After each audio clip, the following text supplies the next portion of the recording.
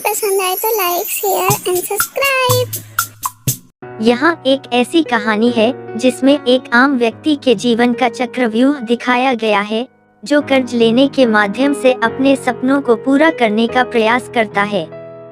रमेश, एक छोटे से गांव का निवासी, सपनों का शिकार होने के बावजूद अपने गरीब परिवार के संभालने में व्यस्त रहता था। उसका सपना था कि वह अपने परिवार को सुख और समृद्ध जीवन दे सके, लेकिन उसकी वित्तीय स्थिति इसे असंभव बना रहती थी। उसके पास अपने सपनों को पूरा करने के लिए पर्याप्त धन नहीं था। एक दिन रमेश ने एक बड़ी बैंक से ऋण लेने का निर्णय किया। उसने बैंक के ऋण अधिकारी से मिलकर अपनी स्थिति के बारे में चर्चा की और ऋण की प्रक्रिया के बारे में जानकारी प्राप्त की।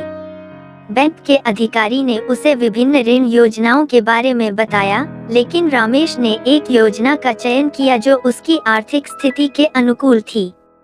रमेश ने ऋण का उपयोग अपने कृषि उपक्रम को बढ़ाने और अपनी आय को बढ़ाने के लिए किया। उसने ऋण की रकम का एक हिस्सा खेतों की सुधार के लिए निवेश किया, जिससे उसकी मुआवजा दर बढ़ी और उसकी आय में वृद्धि हुई। धीरे धीरे रमेश की आर्थिक स्थिति में सुधार होने लगा। उसने अपने ऋण का भुगतान समय से किया और अपने वित्तीय लक्ष्य की दिशा में प्रगति की।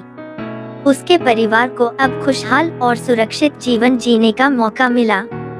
लेकिन रमेश की कहानी में चुनौतियों का अंत यहाँ नहीं होता। ध्यान देने योग्य बचत के माध्यम से वह अपने आने वाले सपनों को साकार करने के लिए और अधिक सुरक्षित भविष्य के लिए बचत करने का प्रयास करता है। रमेश की कहानी हमें यह सिखाती है कि कर्ज लेना एक संवेदनशील निर्णय होता है, जो व्यक्ति की आर्थिक स्थिति और वित्तीय लक्ष्यों के संदर्भ में ध्यान में लेकर लिया जाना चाहिए।